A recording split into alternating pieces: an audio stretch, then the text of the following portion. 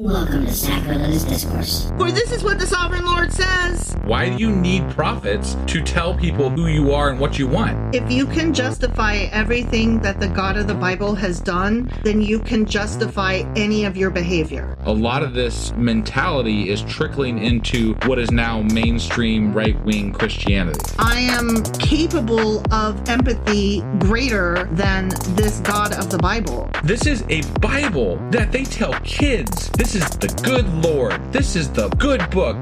He is fantasizing about murder, mass murder. Head over to sacrilegiousdiscourse.com right now to find out how to leave us a review or support us on Patreon.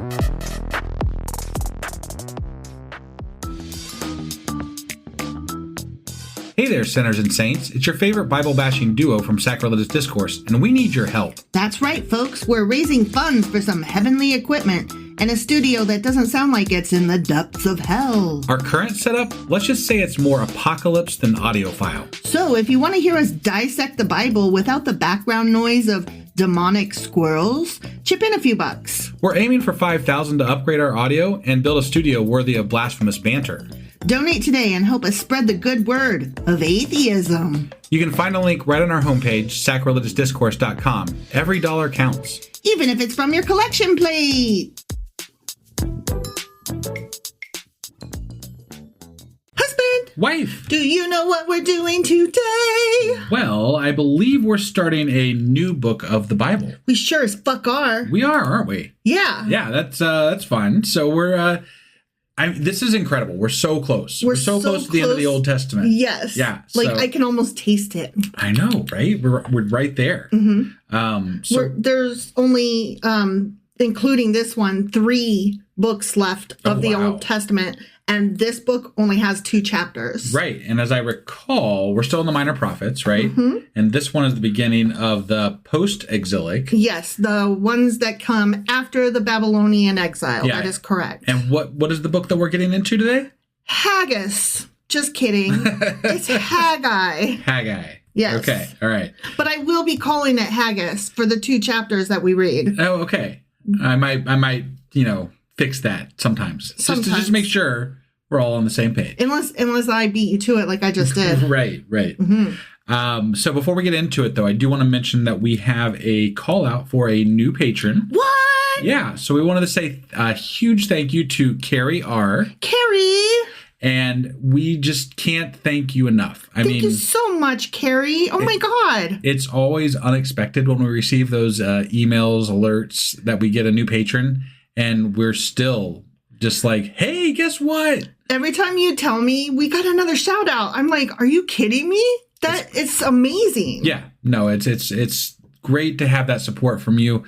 And we can't thank you enough. We really can't. It really means the world to us at this point, especially since we're not doing ads anymore.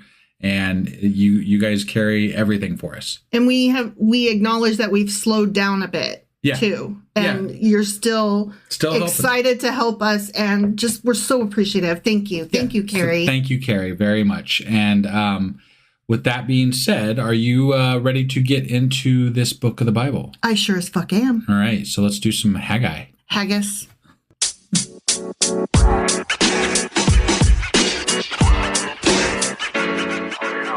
All right. Before we hop into the Book of Haggis or Haggai, I want to talk a little bit about the book itself. Okay. But before I even do that, because I keep joking around about it, do you know what haggis is? Isn't it like isn't it a meat? Yes and no. I was curious because I kept saying haggis. Right. And in my notes, I refer to it as haggis. Right. And I was like, okay, this is uncool. You should probably know what it is. Yeah, right. So haggis is the national dish of Scotland, which I knew thanks to Mike Myers. Right, yeah. And it's a type of pudding composed of the liver, heart, and lungs of a sheep, minced and mixed with either beef or mutton suet and oatmeal, and seasoned with onion, cayenne pepper, and other spices, depending on who does it. Yeah, sure. The mixture is then packed into a sheep's stomach and boiled. Wow. It's so imaginative. I mean, I'm not sure how I feel about that. I've never had haggis. It's like it's like a turducken, but sheep style. You know what I mean? Yeah. And like part of me is like, wretch, bleh. But then the other part of me is like, meh, I'd try it. It's like a sheep cowkin. Sheep cowkin. Yeah. Right. A sheep. Instead of a turducken. But there's no chicken, so it's just a sheep cow. Yeah, I just added the kin, so it sounds like turducken. Yeah. That's all. It was merely a placeholder for the sound. That was it. Okay. It has nothing to do with chicken. Would you try it? I would definitely try it. I just haven't tried it. I think the part that bothers me most is not all the various meats and not even the boiled inside the stomach per se. Right. It's that they're calling it a pudding. That's the part that bugs me the most. You know how we have these like new fads with food all the time where we've got like Thai food, we've got quinoa. Remember when quinoa came around? Everybody was like, quinoa. And I'm like, yeah, it's fucking rice cut in half. Gyros are really popular, right? You know, all this kind of stuff. But we need like a Scottish fad. We do. So we can have some haggis. Yeah. And that way, like haggis needs to make a comeback. You know, come on, Scottish Americans, get on this. Where's your haggis? Shops at? Yeah, we need some haggis shops because I need to try it. I'm sure you can find them, just not here in Ohio. I could probably find a recipe for it and make it. Oh, I'm sure. But you could probably find the guess what? The haggis down I'm not gonna Jungle Gyms in the area or something like that. Oh, that's true. Yeah. I wonder if Jungle Gyms is a national store. It's not. They have two exactly. That's it. Two stores. Yeah. Both in Ohio? Yeah. Oh, wow. It's an Ohio thing. Oh, completely. Wow. It's a this part of Ohio thing. Oh, my gosh. I'm really sorry at the rest of you because it's a huge international market kind of store and it's fucking amazing. It is really amazing. They bring in stuff from all different countries and like different aisles represent different countries. If it wasn't a grocery store, it'd be a museum. Yeah. I mean, honestly, my first time there, I didn't even buy anything. I just walked around to the different parts of the world. You know what I mean? Yeah. Because each country has a different part of the world represented in the store. No, it's really I'm neat. sorry. I get off on that. There's really a huge free promo for Jungle Gyms. Yep. I mean, I've only been there a couple times, but it's an amazing store. You just never know what we're going to talk about, and it's completely irrelevant to 90% of the people that listen to us. But Haggis, and okay, so now I'm going to talk about the Book of Haggai. Okay, all right. Okay, yep. Haggis was a Hebrew prophet active during the rebuilding of the Second Temple in Jerusalem around 520 BCE. Okay. Now, do you remember? I think it was the Book of Ezra. When they were like rebuilding this thing. I don't recall which one it was, but I take if you say so, sure. Well, it was because you looked it up. I looked it up. All right. Yeah. Yeah. You should have led with that. I should have, rather than like, I think it was. Let me stretch my memory hole here. Yeah. No, I couldn't remember it. It was Ezra. Yeah. Okay. Yeah. So they were rebuilding that thing. Do you remember that? It was like right after Doodah let them go. Yes. Yeah. Okay. Right. So Haggis was one of the first three post-exilic prophets, along with Zechariah, who was his contemporary, and Malachi. And that follows the Neo-Babylonian exile of the House of Judah. Okay. Zechariah is the book that follows this, and then Malachi is the final book of the Old Testament. Okay. Yeah. His name is derived from the Hebrew verbal root which means to make a pilgrimage. Okay. I mean, wait, could you say that again? It's HGG. I don't know how to pronounce it. You try. Yeah. I don't know. Right? I don't know. Sorry. Right. That was probably rude. I mean no harm. I'm mostly harmless. Anyway, it means to make a pilgrimage. Okay. Mm-hmm. But guess what? That's where his name is derived from, like from that Hebrew verbal root word. Yeah. Okay. Yeah. The meaning of his name actually, though, is holidays, feasts, or festival, something like that. Yeah. It's not based around God. Yes and no. It is actually. Okay. He was very likely named this because he was born during one of their festivals, which, what are the festivals but celebrations of God? Fair enough. So. Okay. Yeah. According to rabbinic writing, Haggis is often referred to as one of the men of the quote-unquote Great Assembly. Haggai. Yeah. Yeah. But I couldn't remember what the Great Assembly was, and that's because we didn't cover that. And so I looked that up. Okay. Okay. Yeah. And so I'm going off tangent here to tell you what the Great Assembly is. Okay. Okay. Mm-hmm. And this is relevant because he again is often referred to as one of the men of it. Okay. Okay. So I'm speaking about him and this group he might have belonged to. Got it. Okay. Yeah. So according to Jewish tradition, the Great Assembly, also translated as the Great Synagogue, was an assembly of possibly 120 scribes, sages, and prophets, which existed from the early Second Temple period around 516 BCE to the early Hellenistic period, by which I mean, Greek. We have talked about this because we've talked about it when they've rewritten sections of the Bible, that these people were often involved in some of that. Yeah, I just don't remember specifically. I don't think we specifically talked about saying what it is and when. But we did mention these people before. Sure. So anyway, that group existed from the early Second Temple period through the early Hellenistic period, which began in the region with Alexander's conquest in 332 BCE. Okay. Mm-hmm. So that's quite a few years there. Yeah. Roughly coinciding with the Persian hegemony over the nation of Israel. Okay.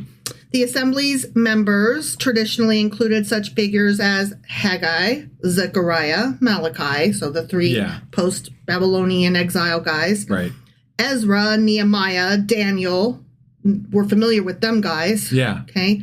Those would have been either overlapping, but right before. Got it. Or somewhere in this time frame. Yeah. Got it.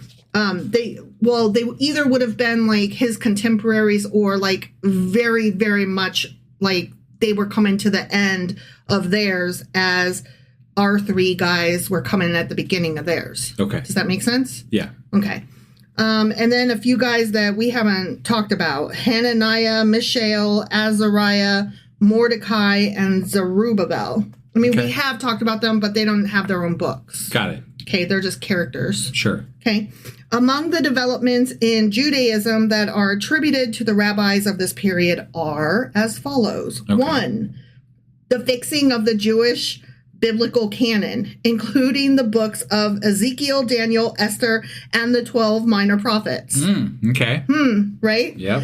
2, the introduction of the Feast of Purim, which is one of their festive holidays. Sure. Okay. And 3, the institution of many prayers and rituals, including the Amidah prayer.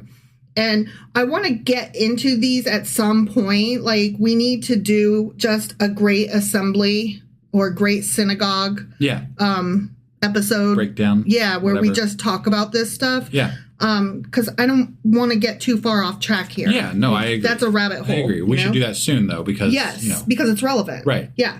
The members of the Great Assembly are designated in the Mishnah as those who occupied a place in the chain of tradition between the prophets and the Tanaim. Okay. So I'm done talking about the Great Assembly now. Got it. So anyway, back to the book of Haggai. Right. Okay. So there is no direct biographical information given about the prophet in the Book of Haggai. I mean, there's only 2 chapters. Yeah. He's only mentioned in one other book of the Bible, the Book of Ezra. Okay. Which makes sense because they were contemporaries-ish. Yeah.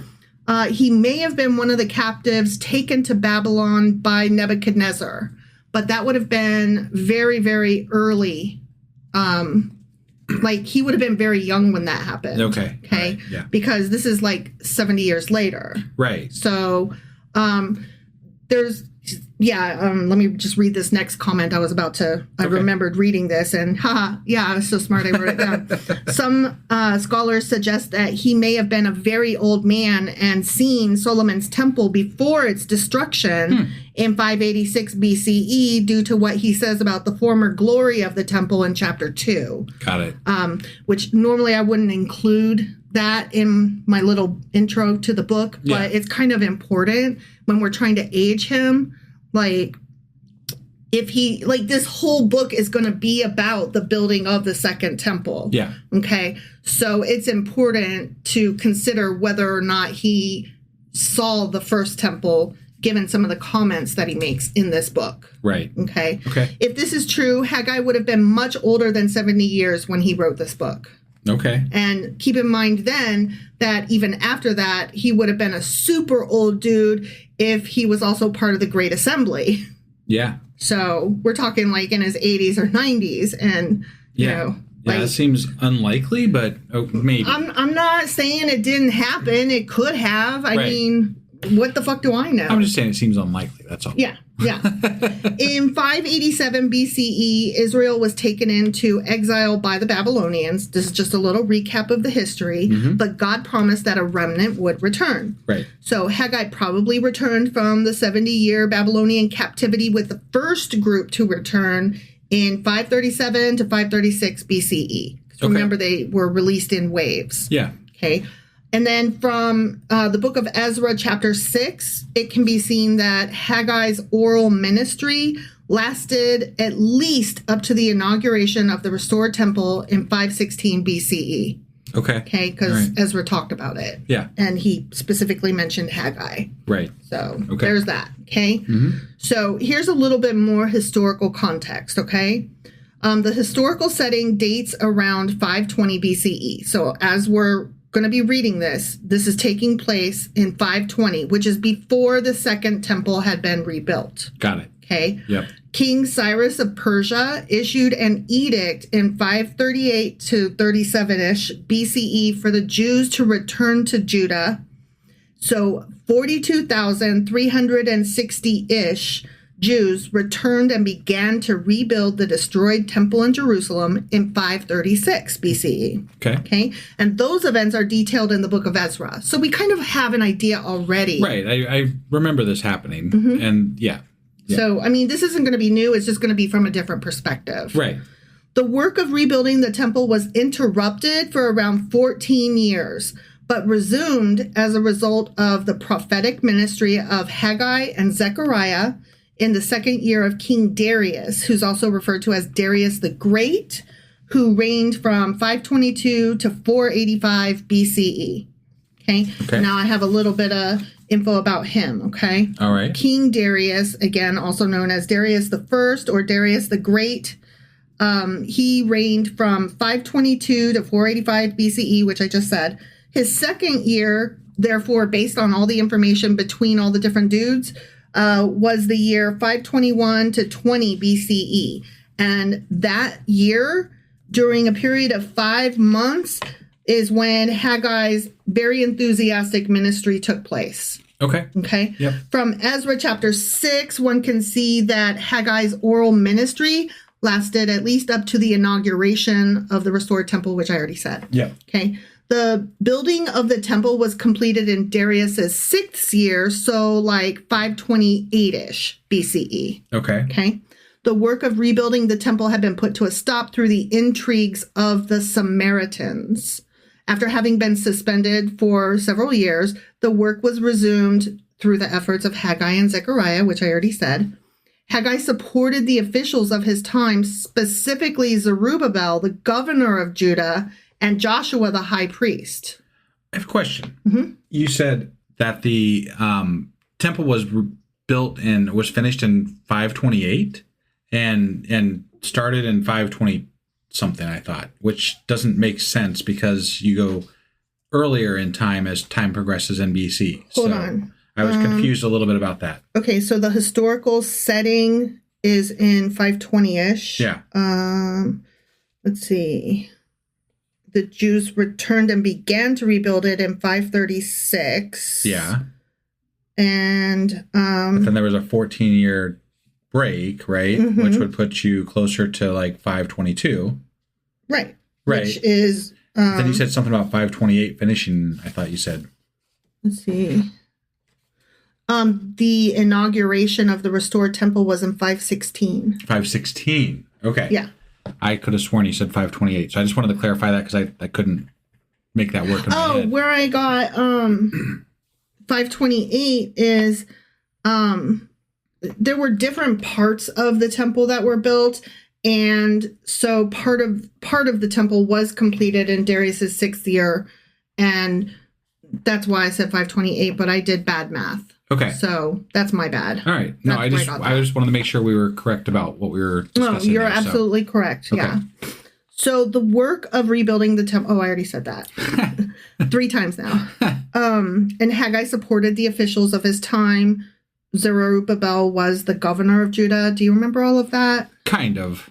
I'm going to say more about him at the end of this book. Yeah, during the wrap up and everything. Mm-hmm. Okay. Just keep in mind, like, we are going to hear about him, and he is the governor of Judah. Okay? Right. Yeah. The Persian Empire was growing weak, and Haggai saw that time as an opportunity to restore the Davidic kingdom. Okay. Okay. Yeah. So don't forget Zerubbabel. Okay. All right. Cyrus, he's the guy that let them go. Yeah.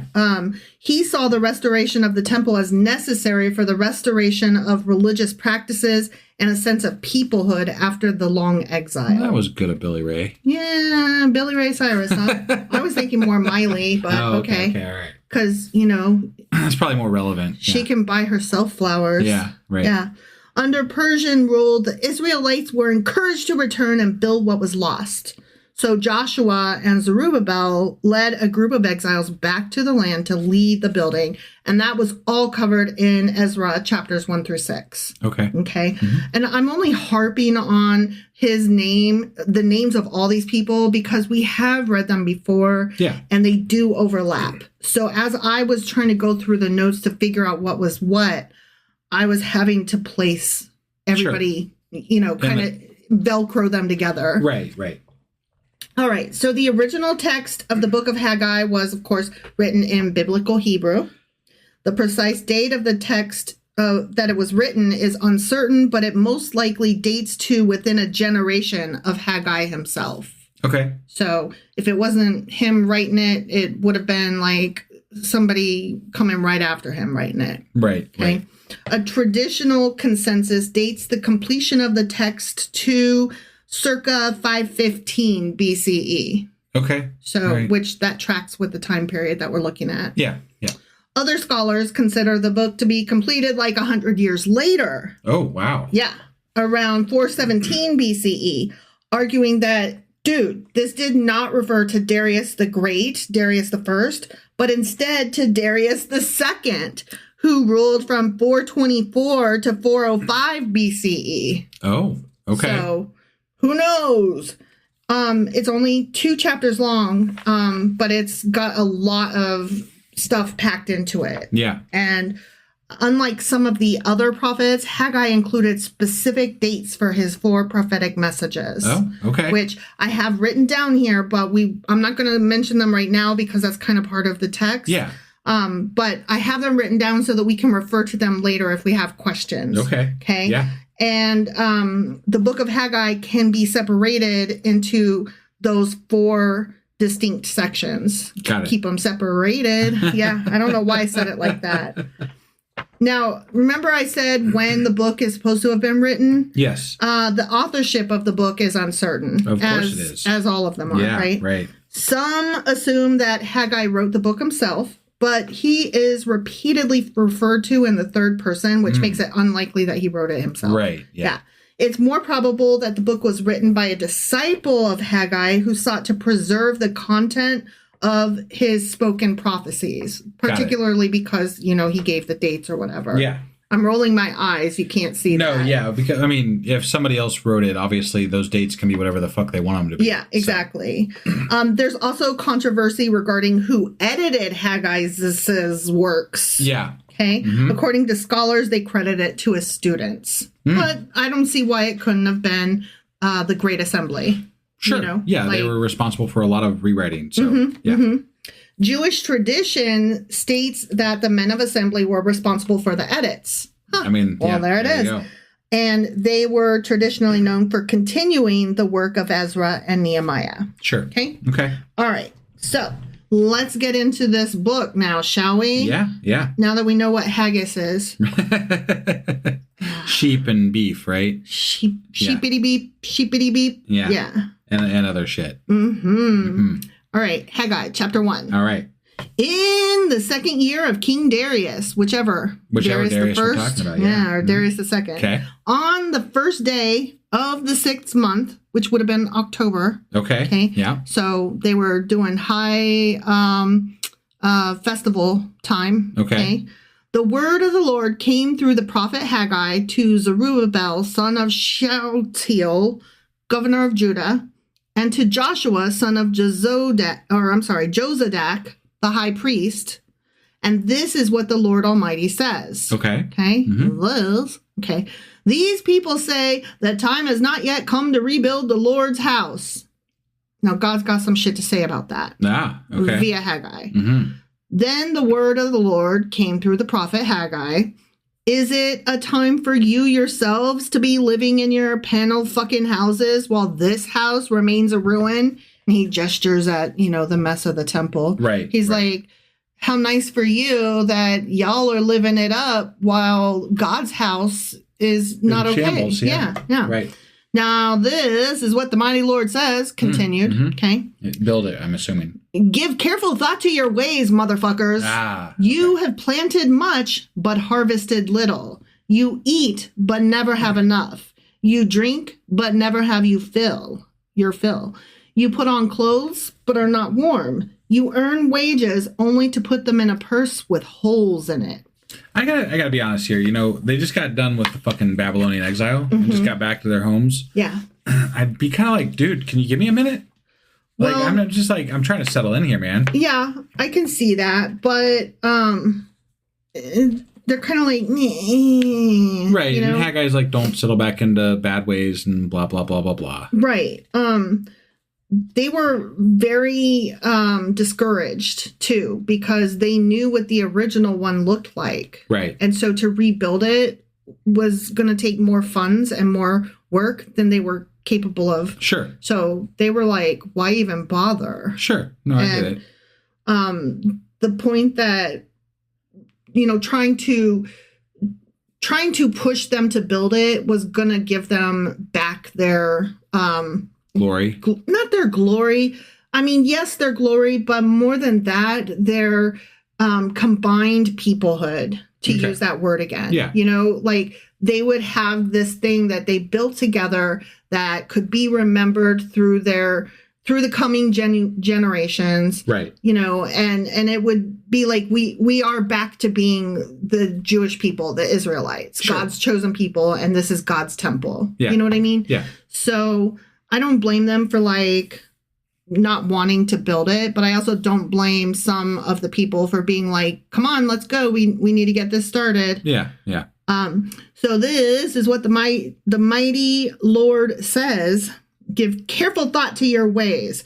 Go up into the mountains and bring down timber and build my fucking house so that I may take pleasure in it. Ooh, and be honored. He's going to take pleasure in it, huh? I do not want to see the Lord taking pleasure. That sounds gross. That sounds personal. Not gross, right? just like personal. Yeah. I don't need to be present for that. Yeah.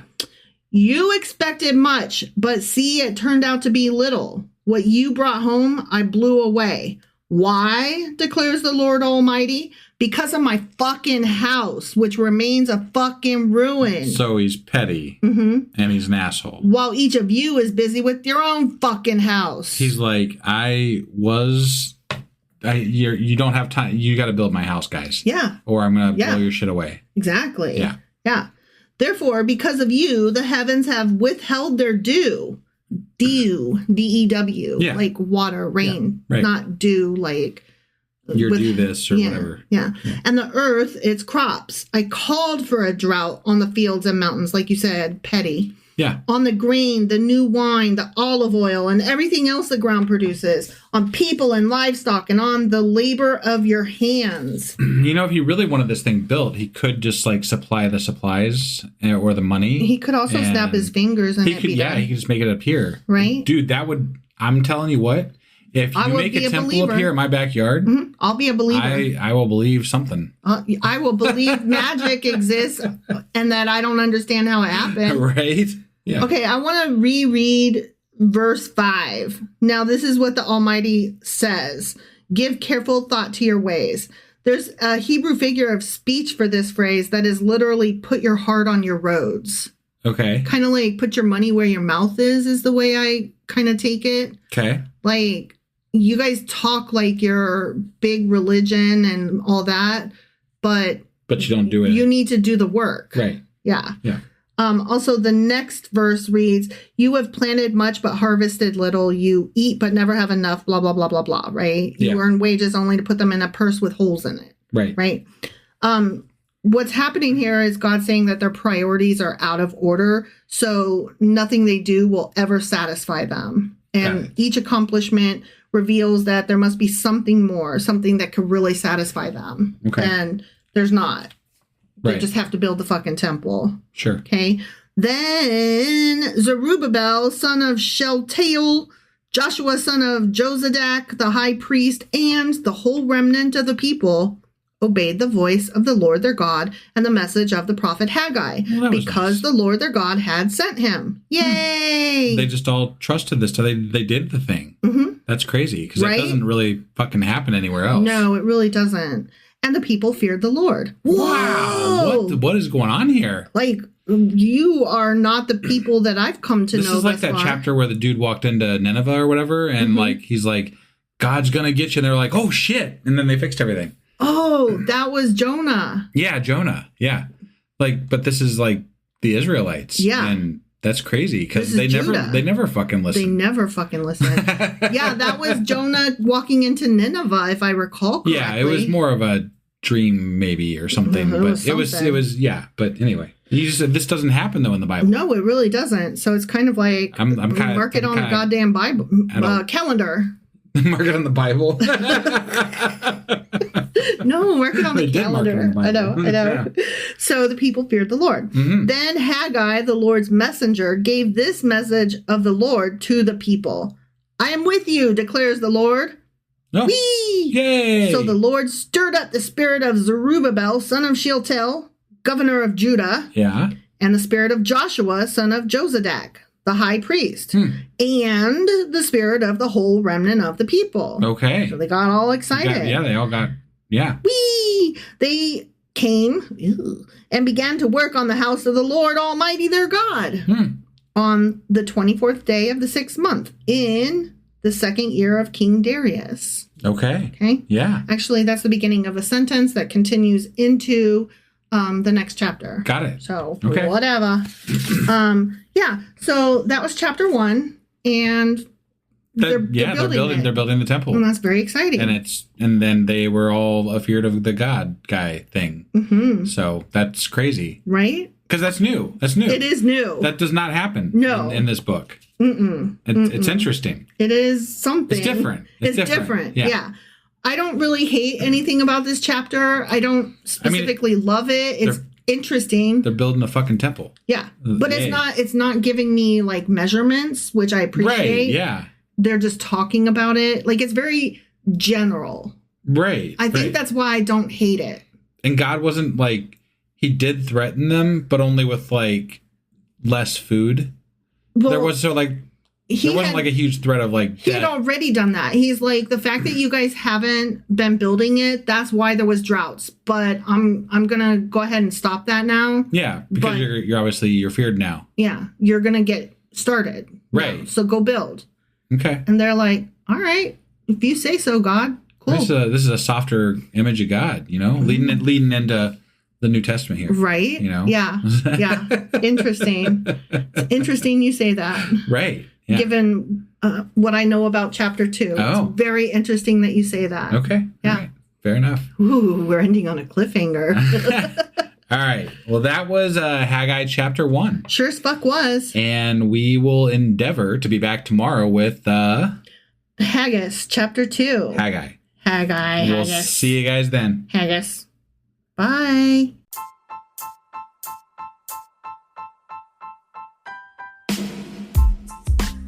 Hey, wife, I guess that's the end? But husband, that's just sad. It doesn't have to be. We are on lots of social media platforms like Twitter. Our handle there is sacrilegious_D. For D's nuts. Oh my God. Stop doing that. Anyway, we're also on Facebook, Instagram, and Pinterest. There's a link to all of our social media sites at our website.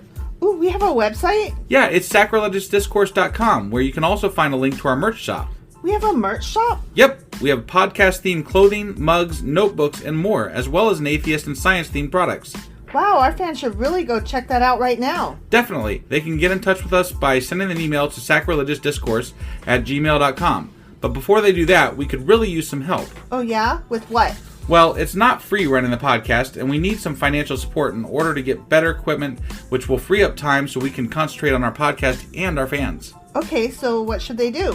Head over to patreon.com/sacrilegious discourse and sign up as a contributor on our podcast.